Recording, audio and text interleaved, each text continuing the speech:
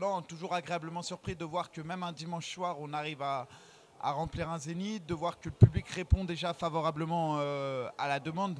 Il y a une demande, c'est le MMA. On sait aussi que c'est plus facile de remplir une salle quand Greg MMA est là. Mais on voit qu'il y a une bonne ambiance, on voit que les gens aiment le MMA, on les a sentis investis dans les autres combats de la soirée. Donc plutôt satisfait en tout cas de l'ambiance générale qu'il y a eu pendant le gala. Et je suis content de voir un peu l'ampleur que prend le MMA en France. Bah, celui qui m'impressionne très honnêtement, c'est Kadji Magomedov. J'apprécie le style. Voilà, je pense que l'adversaire qui lui a été proposé était malheureusement pas assez compétent pour pouvoir lui opposer une réelle adversité. Mais je pense que c'est un combattant à suivre.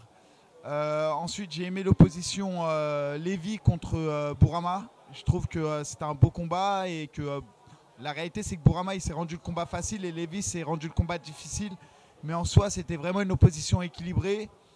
Et enfin, le dernier combat que j'ai apprécié, pareil, on a vu un Tarzan, un Zach faire le travail. Il a carrément annihilé les compétences de son adversaire.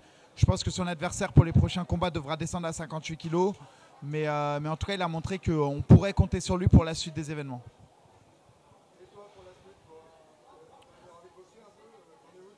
Bah écoute, moi je me suis fait, pour être très honnête avec toi, je me suis fait opérer jeudi du ménisque. On m'a retiré le ménisque côté droit, donc pour l'instant je boite. J'essaye de récupérer pour passer de bonnes vacances et après on verra.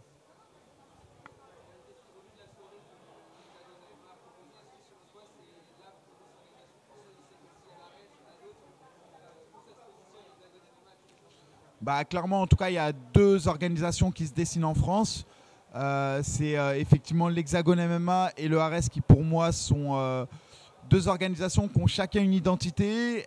Effectivement, on peut les mettre sur le même niveau dans le sens où ils ont une fréquence d'organisation qui est assez similaire. Il y en a une qui est bien plus médiatisée, qui vendent mieux leurs combats. Maintenant, si on commence à creuser dans le fond des cartes, je pense qu'il n'y a pas une grosse diff entre les deux, mais j'ai quand même le sentiment, il faut être honnête, que le Ares a un avantage aujourd'hui et est un peu devant, notamment sur le marketing, sur la manière dont ils vendent le combat, sur la manière dont ils font du storytelling sur les combats, la manière dont ils créent des hypes et ils créent des combattants. Ça, j'y crois pas trop. J'y crois pas trop. Je pense que c'est juste que les combattants qui ont une hype, qui ont du soutien et qui ont une grosse fanbase, bah forcément, c'est plus facile d'aller signer à l'UFC. Mais je pense pas du tout qu'ils aient des accords avec l'UFC comme le Cage Warrior peut avoir avec l'UFC.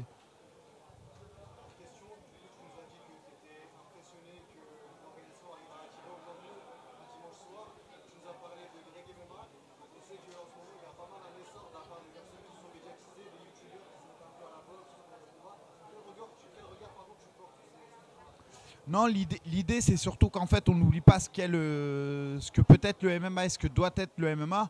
Ça reste un sport de performance, donc il ne faut pas qu'on tombe sur des jeux du cirque. Mais aujourd'hui, quand vous regardez les performances de Greg MMA, il ne faut pas oublier qu'il a commencé sa carrière en tant que combattant MMA. Ensuite, il a été connu en tant que YouTuber, mais c'était de base un combattant de MMA. Et aujourd'hui, effectivement, on arrive à remplir les salles parce qu'il a, on va dire qu'il a une fanbase énorme due aux vidéos qu'il fait. Mais de base, c'est quand même un combattant MMA.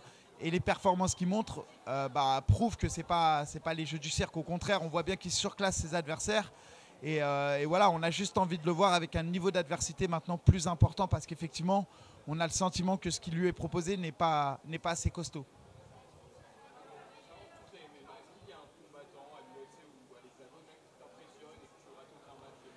Bah, en général, de toute manière, tous les combats, tous les Français qui combattent dans les grosses organisations, je les regarde.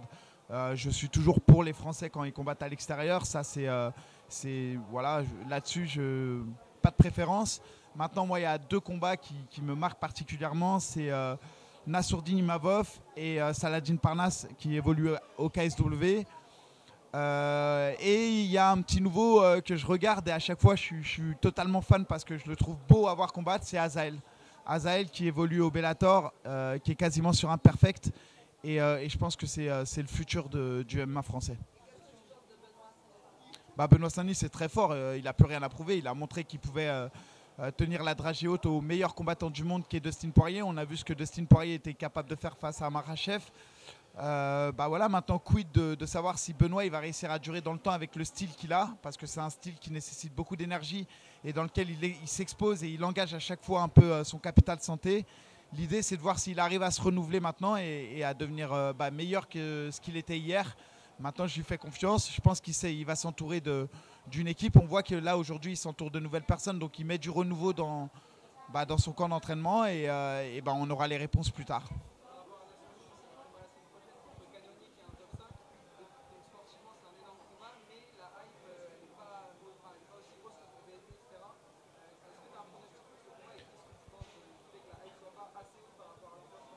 Non, il ne faut pas s'étonner que la hype ne soit pas haute. Si tu regardes le mois de juin, il a été énorme. On avait Makhachev face à Dustin Poirier, donc c'était un UFC numéroté. En Common Event, on avait Costa face à Strickland, donc Strickland, juste l'ancien champion.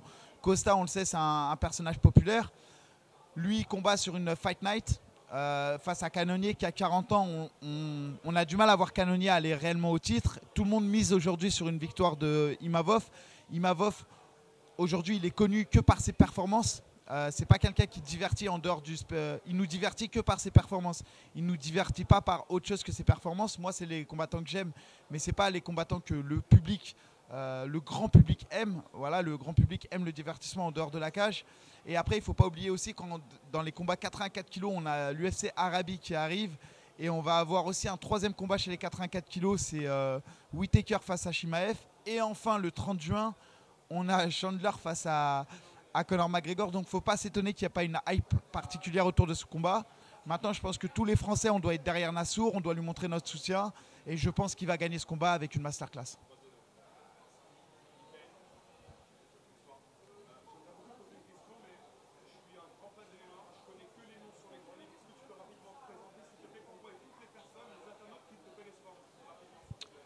Mickaël Lebou, je fais partie des combattants MMA, je ne peux pas dire les pionniers, mais je fais partie de cette seconde génération qui a quand même essuyé un peu, qui a ouvert les portes pour toute la génération future.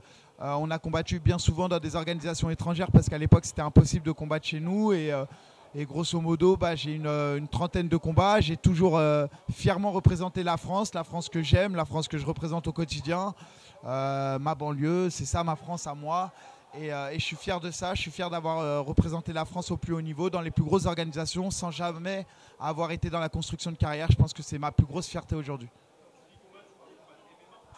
J'ai toujours combattu en MMA, après en France, à l'époque on combattait en pancrace, mais le gros de ma carrière s'est fait en MMA à l'étranger.